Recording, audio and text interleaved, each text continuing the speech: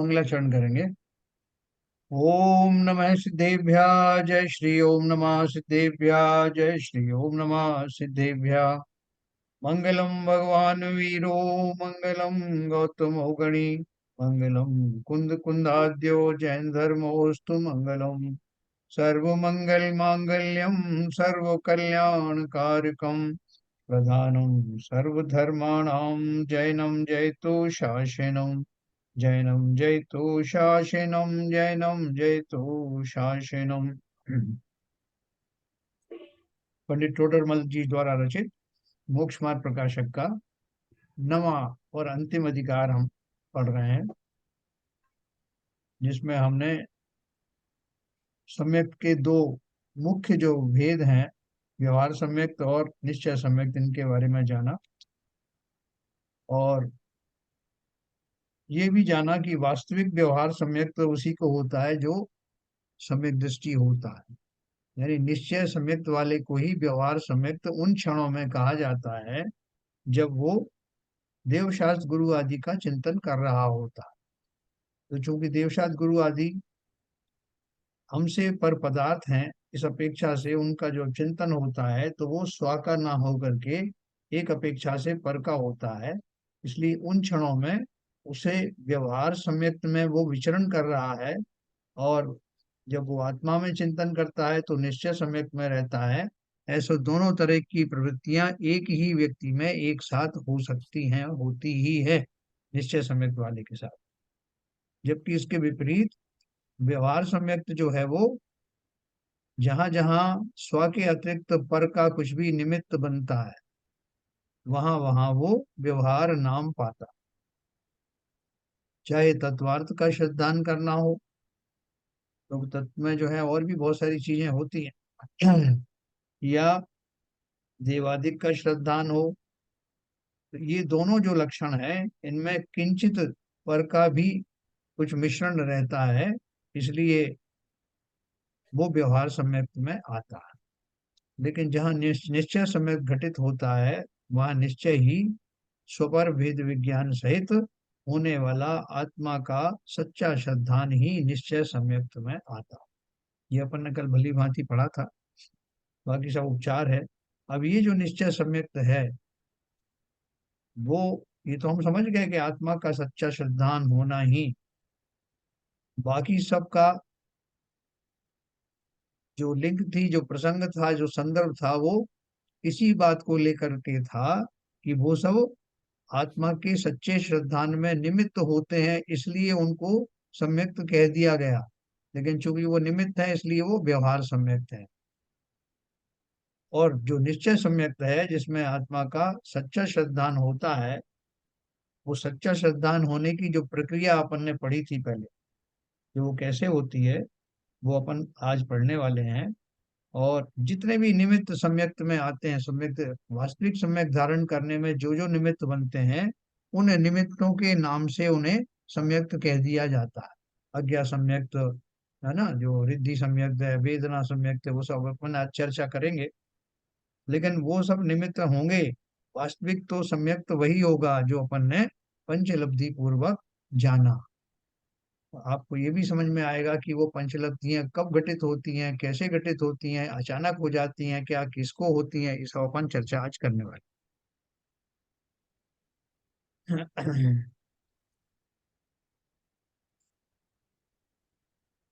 देखो, ये अपन ने पढ़ा था, एक बार मैं आपको फिर से रिपीट करूंगा, क्योंकि हमारा अभी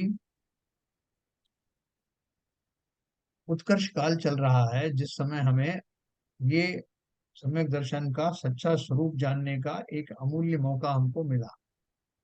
तो उन्होंने देखो लास्ट में लिखा था, कितने ही शास्त्रों में लिखा है कि आत्मा है वही निश्चय सम्यक्त है और सर्व व्यवहार है, सो किस प्रकार। तो समाधान दिया था, विपरीत अभिनिवेश रहित श्रद्धान हुआ सो आत्मा ही का स्वरूप है। जब मेरा श्रद्धान बिल्कुल सम्यक हो गया, जिसमें मैं भली प्रकार से आत्मा को जान गया। कैसी आत्मा? जिसके लिए कहा ना, हूँ शुद्ध निराकुल सिद्धों सम। शुद्ध हूँ, निराकुल हूँ, सिद्धों के समान हूँ। ऐसा किसकी अपेक्षा से है? ये स्वभाव की अपेक्षा से है। हूँ शुद्ध निराकुल सिद्धों संभव लोक हमारा वासा ना। रिपु रागरु द्वेष लगे पीछे याते शिव पद को पाया। तो ये राग द्वेष का स्वरूप भी उसे समझ में आ गया। किसको? निश्चय सम्यक्त वाले को। इसको ये भी समझ में आ गया कि इनसे मैं युक्त हुआ करता था पर्याय में, लेकिन वास्तव में तो ध्रुव स्वभाव रूप से मैं शुद्ध आत्मा ही हूँ। ऐसा पक्का श्रद्धान जिसे हुआ है, उसके समस्त गुण पर्याय सहित जिसने उसको जाना है, वो निश्चय सम्यक का धारी है। और उस चिंतन के अतिरिक्त, उस भाव के अतिरिक्त, उस श्रद्धान के अतिरिक्त जितने भी श्रद्धान हैं, वो सब व्यवहार है। तो किस प्रकार से है? न बोला, विपरीत अभिनिवेश रहित श्रद्धान हुआ, सो आत्मा ही का स्वरूप है। विपरीत अभिनिवेश मतलब इसके अतिरिक्त अपने स्वभाव में जाने के अतिरिक्त और कोई प्रयोजन मेरा कहीं भी है ही नहीं। संसार की लौकिक चीजें तो छोड़ो, मैं जो व्रत नियम संयम आदि पूर्वक वहां पहुंचा हूं, वो व्रत नियम संयम आदि करने का भी मेरा प्रयोजन नहीं था।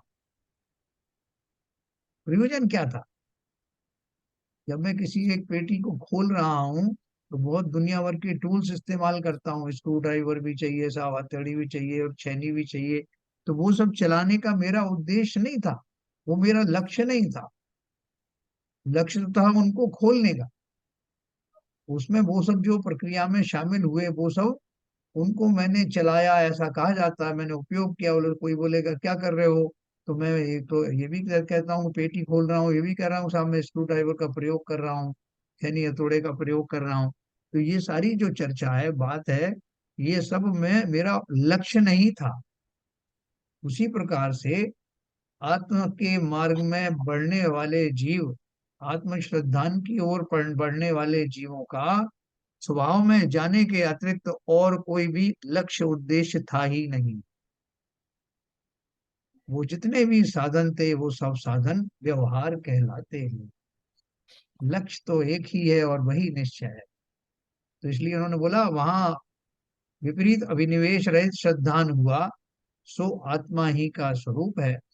वहां अभेद बुद्धि से आत्मा और सम्यक्त में कोई भिन्नता नहीं है। आत्मा ही सम्यक्त है, सम्यक्त ही आत्मा है।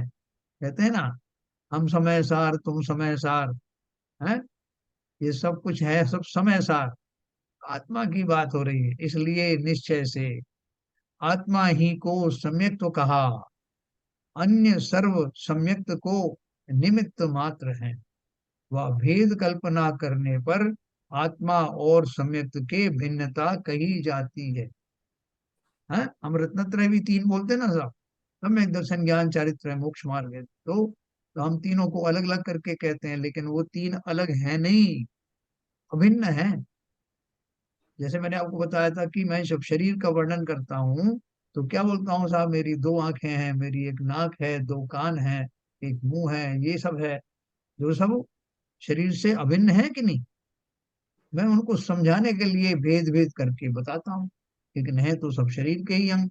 उसी प्रकार से ये बोल रहे हैं कि अन्य सर्व सम्यक्त को निमित्त मात्र है। मात्र आत्मा ही सम्यक दर्शन है, आत्मा ही सम्यक ज्ञान है, आत्मा ही सम्यक चारित्र है। उसके अभिन्न अंग है। बाकी मैं गुणों की बात करता हूँ कि आत्मा चैतन्य गुण का धारी है, सुख गुण का धारी है, दर्शन ज्ञान का धारी है। तो ये सब अलग अलग करके बता रहा हूँ, ऐसा नहीं कि वो अलग अलग रखे हुए हैं कहीं। एक कोने में सम्यक ज्ञान भरा हुआ है, एक में सम्यक दर्शन भरा है, सम्यक चारित्र कहीं और है। ये सारे अंश ही हैं आत्मा के। आत्मा के ही पूरी तरह से फैले हुए समस्त प्रदेशों में रहने वाले एकीकृत अभिन्न रूप से आत्मा के अंग है। सर, हाँ बोलिए। एक चीज मैं कहना चाहता हूँ यहाँ पर। हम्म। शुरू शुरू में जब आपने सम्यक्त की जो व्याख्या की थी, तो तीन भेद बताए थे। हाँ। कैवसम, सम्यक्त, सम्यक्त और सम्यक सन्मुख। जी। हम्म। तो जो पहले गुण से, मिथ्यात्व से चौथे गुण स्थान में जो जीव रहता है और 13वें 14वें स्थान में आता है, ये इसमें सम्यक्त की जो स्थिति है वो सब बदलती रहती है। जब जब जीव अनंत अवस्था में पहुंचता है तब वास्तव में सम्यक्त होता है, वो ही निश्चय सम्यक्त है। और उसके पहले जितना भी सम्यक्त आता है, 10वें गुण स्थान में आता है, वो भी सम्यक्त कहा जा सकता है। मगर उससे नीचे जो सम्यक्त में 6वें गुण स्थान से 7वें से 6वें में आता है जीव, 5वें से चौथे में, चौथे से पहले गुण में स्थान में आता है, तो उस जीव की इस अवस्थिति बदलती रहती है। तो वो सब जितने भी सम्यक्त अवस्थाएं वो व्यवहार सम्यक्त में आएंगे, ऐसा मेरा सोचना सही है क्या? देखो वास्तव में क्या है, ये जितनी भी अवस्थाएं हैं या गुणस्थान आदि हैं, ये निश्चय सम्यक्त से कितनी दूर है। क्योंकि मेरे भाव कहाँ जा रहे हैं, मैं क्या कर रहा हूँ, उस चिंतन के द्वारा आत्मा के उन गुणों तक पहुंचना चाहता हूँ जो उसमें है। यस। तो वो जो वहां तक पहुंचने की जो प्रक्रिया है, उस प्रक्रिया में मेरे भाव कहाँ तक पहुंचे। जी। जैसे मैंने आपको बताया कि 1000 सीढ़ी के ऊपर एक मंदिर है, तो सही है। मैं तीसरी सीढ़ी पे खड़ा, कौन सी सीढ़ी पे खड़ा, उद्देश्य क्या है, वो मंदिर में स्थित प्रभु के दर्शन करने जा रहा हूँ। जी। सीढ़ियां चढ़ता जा रहा हूँ, तो हर एक सीढ़ी जो है वो अपना अपना नाम पाती है। ये 10वीं जी। सीढ़ी है साहब, ये 11वीं सीढ़ी है। लेकिन सीढ़ी अपने आप में आत्मा नहीं है, इसलिए सम्यक दर्शन भी नहीं। सम्यक दर्शन का जो सच्चा स्वरूप है, कह दिया जाता है कि चतुर्थ गुण स्थान में से सम्यक तो शुरू होता है। तो शुरू होने का अर्थ क्या है, कि वो एक ऐसा एंगल है जहां से मुझे वो 1000वीं सीढ़ी पे रखा हुआ वो जो मूर्ति है वहां से दिखाई तो दे रही है, लेकिन मैं पहुंचा नहीं वहां तक अभी। जी। जी। वो उस सीढ़ी से, चौथी सीढ़ी से वो दिखाई देना शुरू हो जाती जी। है।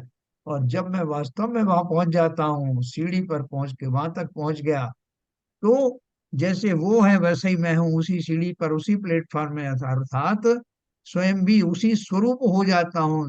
जिस स्वरूप को प्राप्त करने का प्रयास कर रहा था, वो वहां अंतिम सीढ़ी पर पहुंचकर मेरा प्रयास सफल होता है और मैं उस मूर्तिवत ही हो जाता हूँ, आत्मावत ही हो जाता हूँ, ऐसी शुद्धात्मावत हो जाता हूँ। उससे पहले की जो स्थितियां हैं वो विभिन्न पर्याय हैं। इसकी पर्याय, ज्ञान की पर्याय, श्रद्धा की पर्याय। उन पर्यायों में आंशिक रूप से आत्मा का जानपना होता है, इसलिए वो उतना स्पष्ट तो नहीं है, लेकिन फिर भी वो एंगल से दिखाई दे रहा।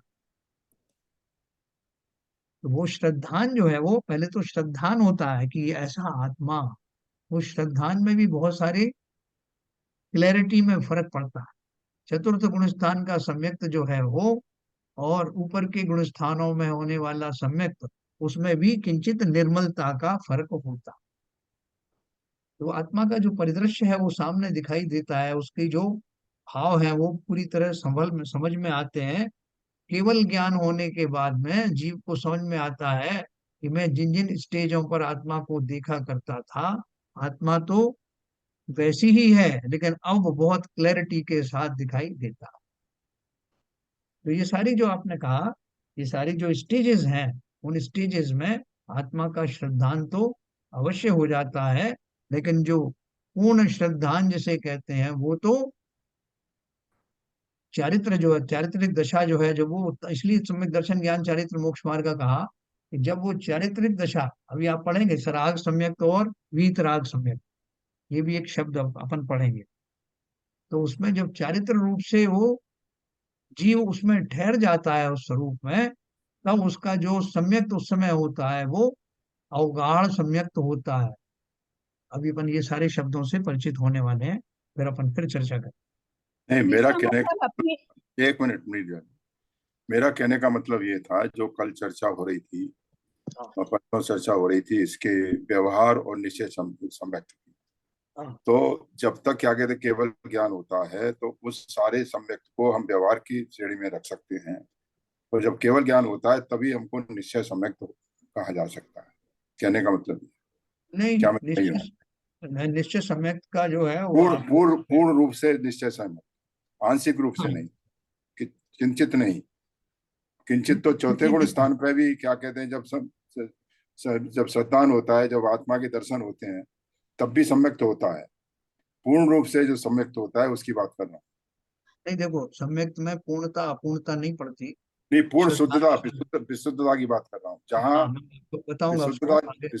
विशुद्धता आगे होती है। अपन हाँ आगे तभी अपन क्या। उसको जब एनालाइज करेंगे, एक मिनट। हाँ, जब अपन आगे एनालाइज करेंगे, अभी तीन तरह का सम्यक्त अपन पढ़ने वाले हैं। निश्चय सम्यक्त की तीन कैटेगरी जो अपन ने पढ़ी थी ना, हाँ, औपसम्यक सम्यक्त, छाया सम्यक्त सम्यक्त और क्षायिक सम्यक्त। ये जब यस। अपन पढ़ेंगे तो इस टॉपिक को अपन और अच्छे से समझेंगे, है ना। अभी तो आप इतना ही समझिए कि निश्चय सम्यक्त का अर्थ ये है कि जो जीव ने आत्मा का स्वरूप जान लिया है, और आत्मा में ही रमण करने का जिसने निश्चय बनाया है, आत्मा के प्रति उसके शुद्ध भाव घटित हुए हैं, वो सब निश्चय सम्यक के धारी हैं। अब निर्मलता में क्या फर्क पड़ता है वो अपन आगे पढ़ने वाले हैं। हाँ, आप कुछ कह रही थी नीरजा जी। हम मैं कह रही थी कि इसका मतलब हमारी आत्मा ही निश्चय सम्यकत्व है। हाँ, वो आत्मा मतलब ही जो निश्चय हम, सम्यक। हाँ जैसे मतलब जो हम अभी ये पर्याय और ये सब बातें करते हैं, मतलब ये तो हमारी एक जर्नी है, और जो हमारा डेस्टिनेशन है जहाँ हम आत्मा का साक्षात्कार कर लेते हैं या आत्मा अपने स्वभाव में आ जाते हैं, तो वही निश्चय सम्यकत्व है। बिल्कुल बिल्कुल सही कह रही, बिल्कुल सही कह रही। आत्मा जैसा मैं हूँ, ऐसा भली प्रकार श्रद्धान करने वाला भी मैं ही हूँ। जी।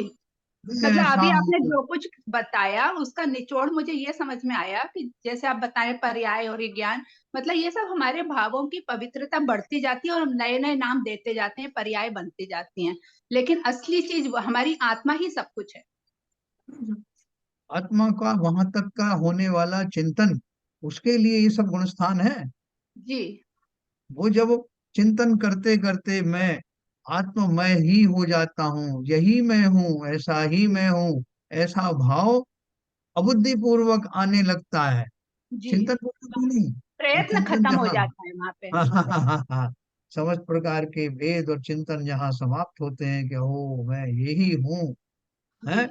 जी जी जैसे वो बालक अपने माँ को खोज रहा था, बहुत सारी स्त्रियों की ओर निहार रहा था, देखते हुए भी अनदेखा कर रहा था, और जब उसे माँ मिल गई तो उसकी गोद में समा जाता है।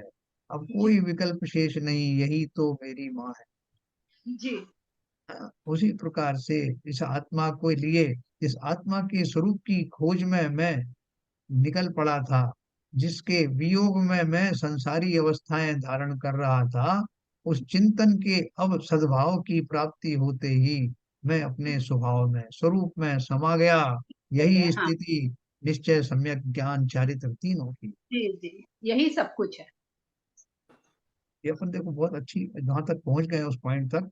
अभी जो बचा हुआ पोर्शन है वो पढ़ने के बाद फिर अपन फिर से ये चिंतन करेंगे, डिस्कस करेंगे, तो बहुत क्लैरिटी आएगी। बहुत बढ़िया। तो देखिए क्या बोल रहे हैं, इसलिए निश्चय से आत्मा को ही सम्यक्त कहा, अन्य सर्व सम्यक्त को निमित्त मात्र हैं। मेरे उस चिंतन तक पहुंचने के लिए जो जो भी निमित्त मिले, जो जो सहारे मिले, जो जो मैंने टूल्स उपयोग में लाया, वो सारे उस मार्ग में जाने वाले निमित्त होने के कारण वो सब व्यवहार हैं, है ना। तो वह भेद कल्पना करने पर आत्मा और सम्यक के भिन्नता कही जाती है, इसलिए अन्य सर्व व्यवहार कहे हैं। ऐसा जानना, जहां भी कहीं भेद होता है, किसी भी चीज को भेद करके जब कहा जाता, अभेद वस्तु को भेद करके समझाया जाता है, तो वो व्यवहार में ही आता है।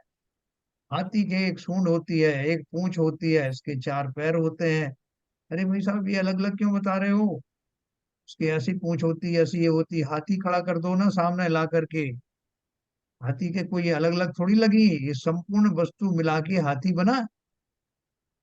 तो हो अभेद का की दृष्टि, भेद जितने हैं वो समझाने के लिए कहे जाते हैं, इसलिए व्यवहार मार्ग को समझाने के लिए कहा गया है। व्यवहार से निश्चय मार्ग पर पहुंचने की कवायद करनी पड़ती। इस प्रकार निश्चय सम्यक्त और व्यवहार सम्यक्त से सम्यक्त के दो भेद हैं। है ना, ये निश्चय और व्यवहार। तथा अन्य निमित्त आदि अपेक्षा अज्ञान सम्यक्त्वादि सम्यक्त के 10 भेद किए हैं। अन्य निमित्त आदि अपेक्षा आज्ञा अज्ञान सम्यक्त आदि सम्यक्त के 10 भेद किए। आज्ञा सम्यक्त आदि अभी आएगा। वह आत्मानुशासन में कहा, क्या कहा है? आज्ञा मार्ग समुद्वोपदेशात सूत्र बीज संक्षेपात विस्तारार्थाभ्याम भव मव परमावधि गाढ़े चा। जिन आज्ञा से तत्व श्रद्धान हुआ सो आज्ञा सम्यक्त है। आज्ञा सम्यक्त आप ये सब पढ़ेंगे, सब 10 तरह के जो भी बताने वाले हैं। तो कोई कोई ये ना समझ ले कि आज्ञा सम्यक्त एक अलग कैटेगरी है। निश्चय सम्यक्त और व्यवहार सम्यक्त तो सुना, ये और कौन सी कैटेगरी है? तो उन्होंने क्या बताया? निमित्तों की कैटेगरी है। जिन निमित्तों पूर्वक वो हुआ, उन निमित्तों का नाम उसमें जोड़ देते। जैसे जिन आज्ञा से तत्व श्रद्धान हुआ सो आज्ञा सम्यक्त है। अब वो आज्ञा कैसे है? यहाँ इतना जानना कि मुझको जिन आज्ञा प्रमाण है, इतना ही श्रद्धान सम्यक्त नहीं है। आज्ञा मानना तो कारणभूत है, इसी से यहाँ आज्ञा से उत्पन्न कहा है। इसलिए पहले जिन आज्ञा मानने से पश्चात जो तत्व श्रद्धान हुआ सो आज्ञा सम्यक्त है। इसी प्रकार निर्ग्रंथ मार्ग के अवलोकन से तत्वार्थ श्रद्धान हो सो मार्ग सम्यक्त है कि मेरे को कोई बीमारी हो गई तो आपने एक बताया, मुझे एक दवाई बताई कि आप ये ले लेना दवा, तो मुझे जो है थोड़ा सा फायदा हुआ। तो मैंने कह दिया कि साहब वो जो सीबीजन साहब ने जो दवाई बताई थी ना, वो मुझे लाभकारी हुई है, मैं उनका बड़ा एहसानमंद हूँ। तो वो दवा ना तो उन्होंने दवा बनाई और ना वो उनके कहने से मैं रोग मुक्त हुआ। इस बीच में और कितने कितनी चीजें हुई। पहले तो मैंने श्रद्धान किया कि वो जो कह रहे हैं सही कहा होगा, फिर मैंने उस दवा का इंतजाम किया, फिर उस दवा का प्रयोग किया, फिर मेरे शरीर ने उस तरह परिणमित किया। उसमें कितना परसेंटेज हुआ वो पता नहीं। तो ये सब को छोड़ करके मैं क्या कह रहा हूँ, ये सब सीवी जन साहब ने अच्छी दवाई बताई। या फिर आगे और कहूंगा तो किसी और ने ही बताई तो मैं कहूंगा वो सीवी जन साहब वाली दवा से इतना फायदा हुआ, फलाने की दवा से इतना फायदा हुआ। अब वो दवा उनकी हो गई। अब प्रयोग में क्या आ रहा है? शब्द आ रहा है कि किन्ने बताई थी वो भी चला गया, उनकी दवाई से इतना फायदा। तो ये सारे निमित्त की अपेक्षा से कहा जाता है। दवा तो दवा है, उनकी थोड़ी हो गई, उनकी दवा से। वो एक निमित्त थे उसको बताने में, उसमें और उस दूसरे निमित्त पड़े कि वो जो दवा बेचने वाला है वो एक निमित्तवान है, जिसने दवाई बना के वहां दुकान पे दी वो एक निमित्त था। फिर वो दवा मेरे पास आई, मैंने उसका प्रयोग किया, मेरे शरीर ने उसको धारण किया, उसके हिसाब से और कर्मों का बैकग्राउंड वो अलग बात। तो इन सब बातों में ये सारे निमित्त दर निमित्त चलते चले गए, है ना। तो कहने का अर्थ क्या है कि जिसने आज्ञा सम्यक्त रूपी सम्यक्त को प्राप्त किया उसको आज्ञा का एक निमित्त मिला कि साहब ये बात फलाने ने बताई थी, ये साहब मैंने फला मुनिराज से सुनी थी साहब, ये मैंने फला ग्रंथ में पढ़ा था। तो वो उसको उस निमित्त को वो आज्ञा सम्यक्त कहा, क्योंकि उस निमित्त पूर्वक वो बात सुन करके मेरे मन में ऐसे भाव आए, इसलिए उसको उनकी आज्ञा मानकर मैं उस सम्यक का नाम ही फला फला की आज्ञा सम्यक्त कह देता हूँ। तो आज्ञा मानना तो कारणभूत है, इसी से यहाँ आज्ञा से उत्पन्न कहा है। इसलिए पहले जिन आज्ञा मानने से पश्चात जो तत्व श्रद्धान हुआ सो आज्ञा सम्यक्त। तत्व श्रद्धान के बिना थोड़ी हो गई आज्ञा खाली दे देने से। इसी प्रकार निर्ग्रंथ मार्ग के अवलोकन से तत्व श्रद्धान हो सो मार्ग सम्यक्त है ना। आज्ञा सम्यक्त हो गया, उनके कहने से मैंने धारण किया, दूसरा उनके बताए हुए मार्ग पर चला तो उसको कह दिया मार्ग सम्यक्त। एक तो किसी ने कहा कि ऐसा कर लो, दूसरा मैंने एक डिटेल में कहीं किसी ग्रंथ में वो पढ़ा, अभी जैसे अपन ने कल पढ़ा कि ये 4 लक्षण पूर्वक जो है आप सम्यक को धारण करना, पहले ये चिंतन करना, फिर ये चिंतन करना, फिर वो करना, अंत में आत्मा का चिंतन करना, तो मुझे एक मार्ग मिल गया।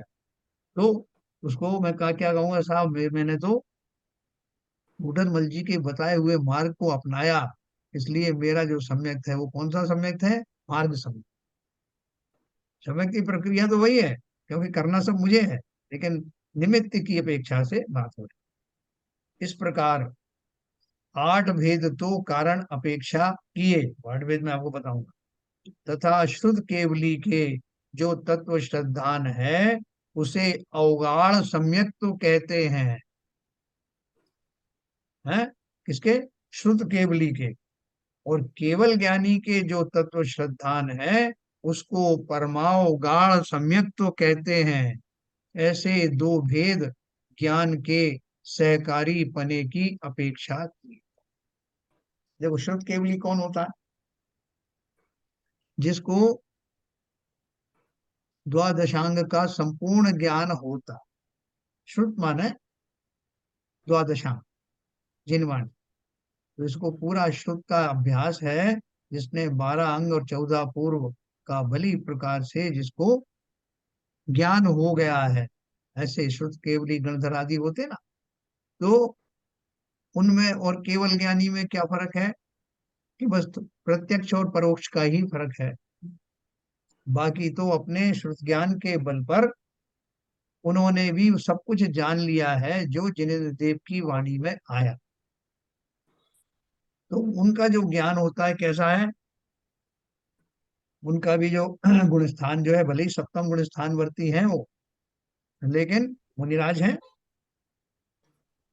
लेकिन उनको समस्त द्वादशांग का पूरा पूरा समझ है। सब कुछ वैसा ही जानते हैं जैसा केवल ज्ञानी जानते हैं। फर्क क्या है कि केवल ज्ञानी प्रत्यक्ष में जानते हैं और ये परोक्ष में जानते हैं।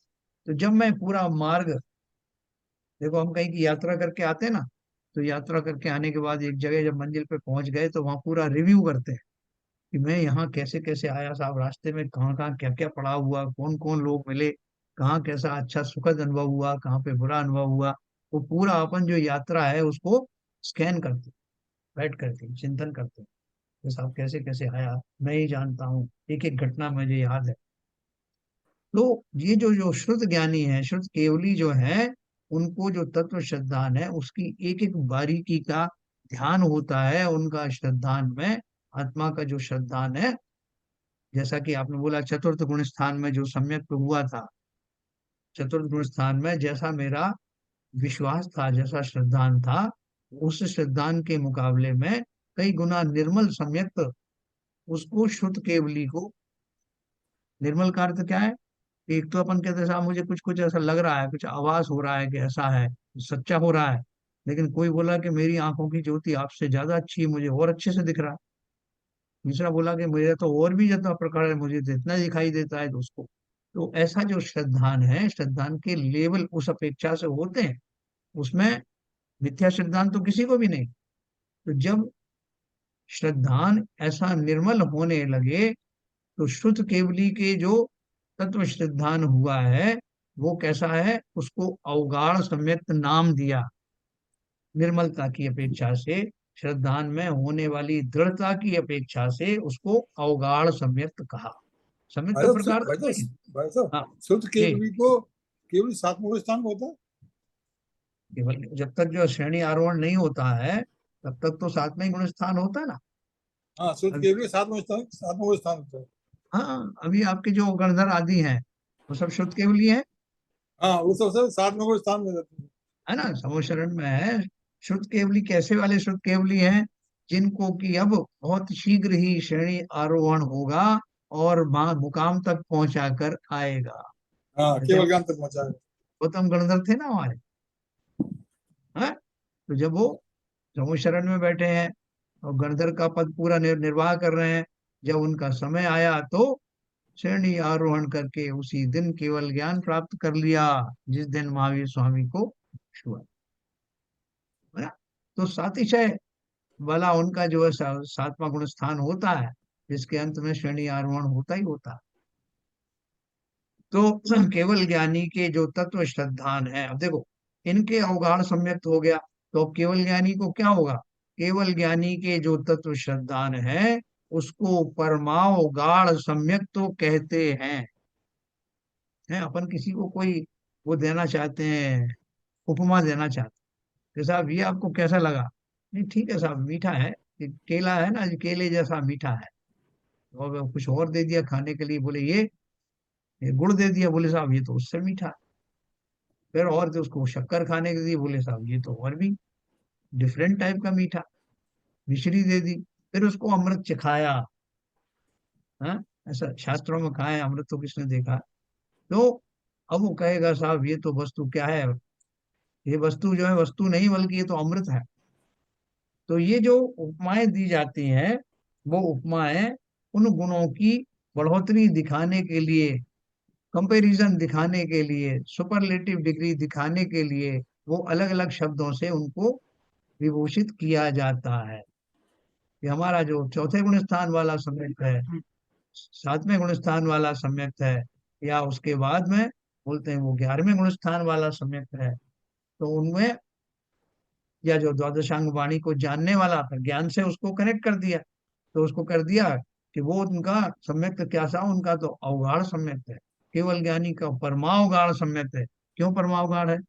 क्योंकि अब उन्होंने उस लक्ष्य पर पहुंच करके पूरा निहारा कि मैंने जब सम्यक दर्शन प्राप्त नहीं किया था तब मैं कैसा चिंतन करता था, फिर जब चतुर्थ गुण स्थान आदि में पहुंचा तब मेरा चिंतन कैसा हुआ, उसके ऊपर के गुण स्थानों में मेरा चिंतन कैसा चलता था।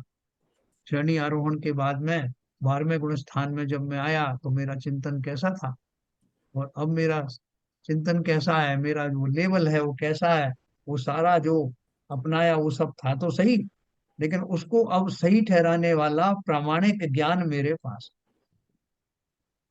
तो इसलिए उसको परमावगाढ़ इस उपमा के कारण कह दिया गया। उस निर्मलता के पीक पर पहुंचने वाले वो केवली भगवान अब परमावगाढ़ सम्यक्त धारी कहलाने लगे। इस प्रकार सम्यक्त के 10 भेद किए। 8 भेद कौन से हैं? देखो नीचे दिए हैं शायद। हाँ, 8 भेद वो 2 ये हो गए। मार्ग सम्यक के बाद यहाँ पंडित जी की हस्तलिखित प्रति में 6 सम्यक्त का वर्णन करने के लिए 3 पंक्तियों का स्थान छोड़ा गया है, किंतु वे लिख नहीं पाए। जो प्राचीन पुराना उनकी हस्तलिखित प्रति जो मिली है उसका बता रहे हैं, उनके 6 सम्यक्त लिखे हुए थे और बाकी की 3 जगह उन्होंने पंक्तियां छोड़ी हुई थी, लिख नहीं पाए। यह वर्णन अन्य ग्रंथों के अनुसार दिया जाता है। क्या दिया है? तथा उत्कृष्ट पुरुष तीर्थंकरादि उनके पुराणों के उपदेश से उत्पन्न जो सम्यक ज्ञान, उससे उत्पन्न आगम समुद्र में प्रवीण पुरुषों के उपदेश आदि से हुई जो उपदेश दृष्टि, सो उपदेश सम्यक है। मुनि के आचरण के विधान को प्रतिपादन करने वाला जो आचार सूत्र, उसे सुनकर जो श्रद्धान करना हो उसे भले प्रकार सूत्र दृष्टि कही गई है। यह सूत्र सम्यक तो है ना। मैं पहले आपको पढ़ के सुनाता हूँ, फिर आप सब खुद समझ जाएंगे कि किस अपेक्षा से उनके नाम पढ़े। तथा बीज जो गणित ज्ञान को कारण, बीज गणित चलता है ना, अलजेब्रा, तो वो क्या बोल रहे हैं? बीज जो गणित ज्ञान को कारण उनके द्वारा दर्शन मोह के अनुपम उपशम के बल से दुष्कर है जानने की गति जिसकी, ऐसे पदार्थों का समूह उसकी प्राप्ति हुई है। उपलब्धि अर्थात श्रद्धान रूप परिणति जिसके, ऐसा जो करणान योग का ज्ञानी भव्य उसके बीज दृष्टि होती है, तो बहुत बारीक दृष्टि होती है, वह बीज सम्यक तो जानना। ये सब आप देख रहे हो, ये निमित्त है। इस निमित्त से उसको वो सम्यक्त वाली जो पर्याय प्रकट हुई है उन निमित्तों की अपेक्षा से उनका नाम लिया। तथा पदार्थों को संक्षेप पने से जानकर जो श्रद्धान हुआ सो भली संक्षेप दृष्टि है। यह संक्षेप सम्यक तो जानना। 2 तरह के जीव होते हैं ना, एक तो बोलते हैं कि साहब जो है समझ में नहीं आया, थोड़ा विस्तार से बताओ ना। या मजा आ रहा है थोड़ा और विस्तार, तो उनको विस्तार से रुचिकर लगता है। कुछ बोलते हैं कि साहब देखो ऐसा है कि ज्यादा लंबी चौड़ी बात तो करो, आप तो मुझे संक्षेप में बता दो कि क्या है। तो ऐसे जीवों को संक्षेप बुद्धि वाले जीव कहा जाता है। तो वो बोल रहे हैं कि जिसने संक्षेप में ही उसका स्वरूप समझ करके सम्यक दर्शन प्राप्त किया, उनको संक्षेप सम्यक हुआ ऐसा जानना। सम्यक का भेद नहीं है कि वो संक्षेप वाला एक सम्यक अलग है और दीर्घ वाला अलग है। जिस निमित्त से हुआ उसका नाम लिया जाए। कि साहब ये प्रमाण सागर जी ने बताया तो प्रमाण सागर जी वाला सम्यक हुआ, उनके द्वारा बताया, इसलिए कहा। यह संक्षेप सम्यक जानना। द्वादशांग वाणी को सुनकर की गई जो रुचि श्रद्धान, उसे हे भव्य तू विस्तार दृष्टि जान, यह विस्तार सम्यक है। तथा जैन शास्त्र के वचन के सिवा किसी अर्थ के निमित्त से हुई तो अर्थ दृष्टि है, यह अर्थ सम्यक जान। है ना, ऐसा उन्होंने ये आपको उस निमित्तों का ज्ञान कराने के लिए बात कही। इसमें आपको मैं और कुछ बताऊंगा विस्तार से, जिसमें जैसे मैंने आपको वेदना सम्यक के बारे में बताया था कि नारकियों को होने वाली वेदना के कारण वो जो उसके कारण ढूंढते हैं कि ऐसी वेदना मुझे क्यों होने हो रही है, मैंने क्या किया था, तो पूर्व भवों का स्मरण उनके कुअवधि ज्ञान से हो जाता है तो और बहुत सारे भाई जीवों साहब, को सम्यक हो जाता है। हाँ बोलिए। भाई साहब, ये हम्म। ये लास्ट में जैन शास्त्र के वचन के सिवा, हाँ। जैन शास्त्र के वचन के अलावा की और कोई अर्थ से भी सम्यकत्व अर्थ सम्यकत्व कराता है? मुझे ये कुछ क्लियर नहीं हो पा रहा है। हाँ, नहीं वो क्या बोल रहे हैं कि सिर्फ वचन वचन ही नहीं कार्यकारी हैं, उन वचन के माध्यम से निकलने वाला जो भाव है, उस अच्छा भाव अच्छा। को, हाँ, डायरेक्ट वचन से नहीं। जैसे मैंने आपसे कहा कि भाई साहब आप ऐसा ऐसा करो, मंदिर आया करो, फला करा करो, तो ये तो वचन हुए। लेकिन उन वचनों के द्वारा जो निकले अर्थ है। हुए भावों को ग्रहण करके जो मैंने प्राप्त किया, वो हुआ भाव, वो हुआ अर्थ दृष्टि। ठीक है ना, अपन ने ऊपर भी पढ़ा था ये बात, तत्वार्थ संबंध में समझना। अर्थ का अर्थ है भावार्थ, भाव भाषण होना। शब्दों के माध्यम से उनका जब मैंने चिंतन किया तो उससे मुझे लगा कि अरे संसार में क्या रखा है, आत्मा तो ऐसी ही है, ऐसा मेरा चिंतन होने लगा। उनमें से मैंने भाव निकाला उन शब्दों से। तो डायरेक्ट शब्दों के बजाय उनका जो भाव भाषण हुआ वो अर्थ दृष्टि है, इसलिए उसको अर्थ सम्यक कहा। ये सब उपमाएं हैं कि किसकी मुख्यता से कोई बात कही, बाकी है तो एक ही बात। इन सब माध्यमों से मैंने अपने आत्मा का स्वरूप जाना और उसमें होने लगा, यही है मेरा स्वरूप, इसके अतिरिक्त कोई स्वरूप नहीं। ऐसा टंकोत्कीर्ण विचार इन सभी निमित्तों के द्वारा होने वाले सम्यक्त में समान रूप से पाया है, कोई अलग अलग नहीं। है ना, जैसे मैंने आपको औषधि का उदाहरण दिया कि साहब उन्होंने बताई औषधि, तो उनका नाम ले दिया कि उनकी दवाई खा रहे हैं साहब। अभी बाबूजी ने जो बताई दवाई थी वो खाई क्या? बताई भी नहीं, कहेंगे उनकी दवा खाई क्या, उनकी कहाँ से हुई? तो वो निमित्त जो है उसको प्रमुखता से कह दिया जाता है। मैं कुछ समझा पाया इस बात को, ये कैसे निमित्त आए हैं। और वेदना सम्यक मैंने आपको बताया, इसी तरह से रिद्धि सम्यक जो है, ये मैं आपको उसमें से जो धर्म धर्म जानिए है ना, धर्म ज्ञान धर्म। जानिए, उसमें ये विस्तार से सब बताएं कि जो ये नीचे के जो देव हैं ऊपर वाले देवों को देख करके कि इनको इतनी रिद्धियां कैसे प्राप्त हुई, तो वो अपने ज्ञान से देखते हैं तो मालूम पड़ता है कि इन्होंने कोई विशेष पुण्य कार्य किए थे जो मेरे नहीं किए। तो इतने मात्र से उनको लगता है कि ये संसार में ये सब जो चीजें जो है अपने पुण्य पाप के बल पर चलती हैं, और फिर चिंतन करने से उनको पता लग जाता है कि क्या पुण्य है क्या पाप है, किस तरह के भावों में जीव हो जाता है। वो चिंतन उनका इसलिए उसको करना पड़ा, मतलब वो उसके लिए निमित्त बना, वो चिंतन कि वो उसकी रिद्धियां ज्यादा क्यों है, मेरी रिद्धियां कम क्यों। अब वो उसमें चाहत नहीं कर रहा है कि वो रिद्धियां ज्यादा मुझे मिल जाए, लेकिन उस चिंतन करते हुए उसको पूरा कारण कार्य रहस्य पता लग जाता है, और उस कारण कार्य रहस्य में खो करके उस सम्यक की प्राप्ति कर लेता है। इसलिए उस सम्यक्त को रिद्धि सम्यक्त कहा। ऐसा कुछ नाम है उसका, मैं ठीक से देख के बताऊंगा। तो ऐसे जो सम्यक्त मिलते हैं वो निमित्तों की अपेक्षा, सम्यक्त एक ही है, आत्मा का स्वरूप में श्रद्धान करना वही सम्यक्त है, लेकिन जिस जिस निमित्त के द्वारा मिलता है हम उसका नाम उसके आगे लग तो देखो ये अपन ने ये पेज पढ़ा। ऐसे दो भेद ज्ञान सहकारी पने की अपेक्षा की, इस प्रकार सम्यक्त के 10 भेद किए।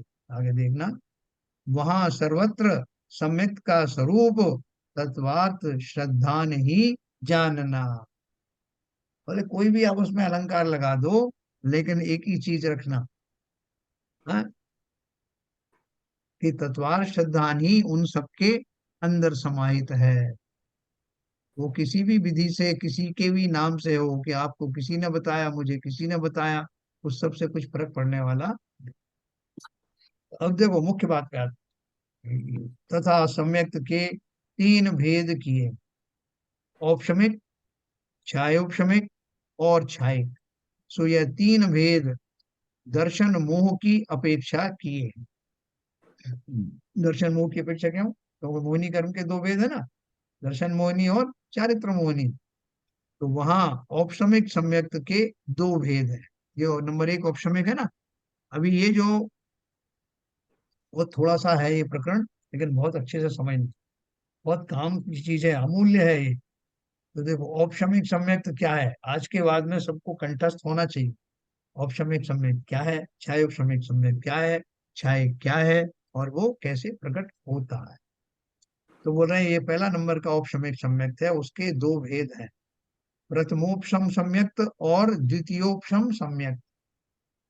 वहां मिथ्या दृष्टि गुण स्थान में करण द्वारा दर्शन मोह का उपशम करके जो सम्यक्त उत्पन्न हो उसे प्रथमोपशम सम्यक्त कहते हैं। प्रथमोपशम सम्यक्त क्यों कहा, देखो अभी आगे समझाएंगे आपको। करण, करण लब्धि की बात कर रहे हैं, ये करण। तो वहां मिथ्या दृष्टि गुण स्थान में करण द्वारा दर्शन मोह का उपशम करके जो सम्यक्त उत्पन्न हो उसे प्रथमोपशम सम्यक्त कहते हैं।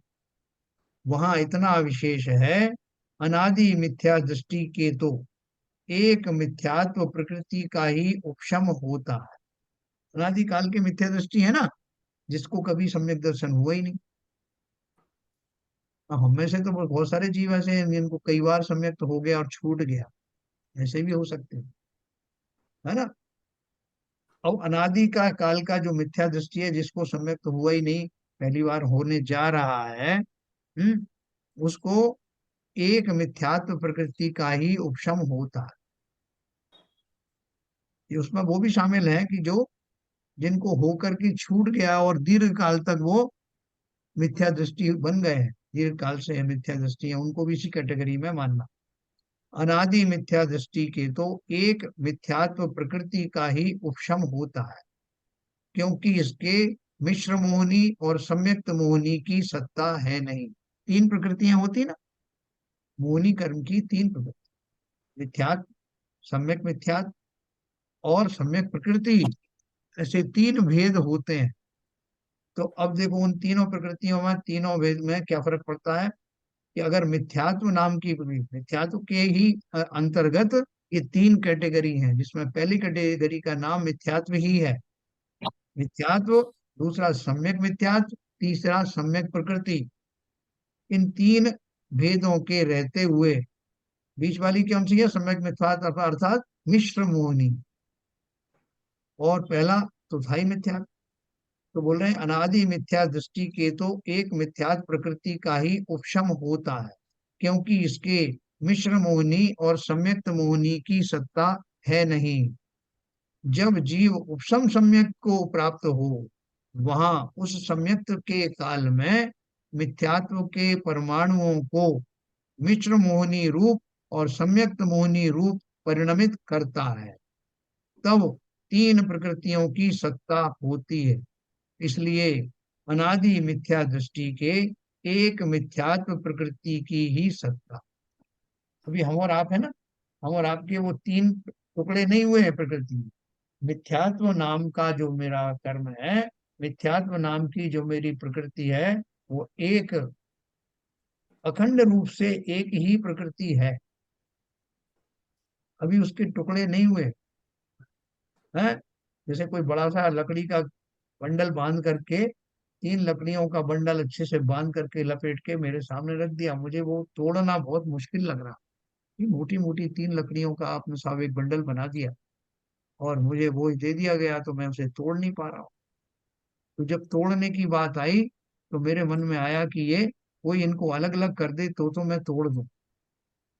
तो मेरे भावों का निमित्त पाकर मेरे कर्मों के उदय उस प्रकार का हो जाने के कारण कालांतर में अगर सम्यक दर्शन प्राप्त करना होता है, तब वही एक गट्ठर 3 टुकड़ों में बट जाता है और तब मुझे उनसे पार पाना आसान हो जाता है। अनादि मिथ्या दृष्टि को उन तीनों प्रकृतियों का एक बंधा हुआ बंडल मिलता है और नाम है उसका मिथ्यात्व प्रकृति। तो इन्होंने क्या बोला, जब जब जीव उपशम सम्यक को प्राप्त हो, अभी मेरा मान लो काल आ गया, मुझे अब सम्यक होने वाला, तो ऐसा जब काल आता है उस समय अपने आप ही उस बंडल टूट जाता है और उसके 3 अलग अलग टुकड़े नजर आते हैं। अरे तो कर्ण लब्धि के बाद ही होता है ये काम। करण लब्धि के जो पीरियड में होता है, कर्ण कर्ण लब्धि के पीरियड में होता है या कर्ण लब्धि के बाद होता है? करण लब्धि लब्धि के पहले पहले होता देखो। है। हाँ, पहले मतलब देखो ये अपन पहले उसको। पहले तीन टुकड़े में टूटने के बाद में तब कर्ण लब्धि शुरू होती है। हाँ देखो, क्योंकि क्या है, ये अंतर्मुहूर्त का खेल है ना, हाँ अंतर्मुहूर्त का खेल है। देखो, उपशम सम्यक जिसको होना है वो करण लब्धि का धारी होगा, करण लब्धि पूर्वक ही होगा उपशम सम्यक, ठीक है ना। तो जब हाँ जिसको ये होने वाला है, तुम देखो लिखा ना, जब जीव उपशम सम्यक को प्राप्त हो, है ना, उपशम हाँ सम्यक को प्राप्त हो, तो प्राप्त होने के पहले ही वो प्रक्रिया होगी ना, हाँ तभी तो वो जो है वो उसकी 3 टुकड़े होंगे और उसमें से कौन कौन सा शमन होगा वो अभी देखो पूरी हाँ मिथ्यात्व के जब 3 प्रकृतियों की सत्ता होती है, वहां उस सम्यक के काल में मिथ्यात्व के परमाणुओं को मिश्र मोहनी रूप और सम्यक्त मोहनी रूप परिणमित करता है, तब 3 प्रकृतियों की सत्ता होती है। इसलिए अनादि मिथ्या दृष्टि के एक मिथ्यात्व प्रकृति की सत्ता है, उसी का उपशम होता है, तथा सादी मिथ्या दृष्टि के किसी के 3 प्रकृतियों की सत्ता है। एक बार अपन ठीक से पढ़ते हैं फिर अपन उसका अर्थ करें।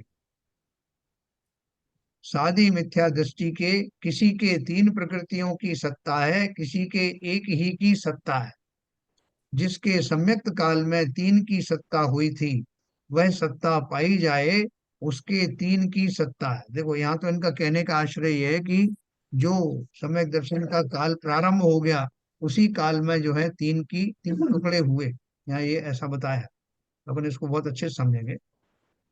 सादी मिथ्या दृष्टि के किसी के 3 प्रकृतियों की सत्ता है, किसी के एक ही की सत्ता है। सादी मिथ्या दृष्टि किसको कहा, जो सम्यक दर्शन से होकर के गुजरा और गुजरने के बाद में अब वो मिथ्या दृष्टि पने की ओर बढ़ रहा, तो बढ़ने के काल में 3 तरह का हो सकता है स्थिति। क्या बन सकती है, जिसके सम्यक्त काल में 3 की सत्ता हुई थी, वह सत्ता पाई जाए, उसके 3 की सत्ता है। अभी वो बंडल खुला हुआ है, अभी पूरा जो है मिथ्या दृष्टि बना नहीं। और जिसके मिश्र मोहनी सम्यक्त मोहनी की उद्वेलना हो गई हो, उनके परमाणु मिथ्यात्व रूप परिणमित हो गए हों, उसके एक मिथ्यात्व की सत्ता है। यानी बहुत देर हो गई है तो वो 3 टुकड़े फिर से एक बन जाते।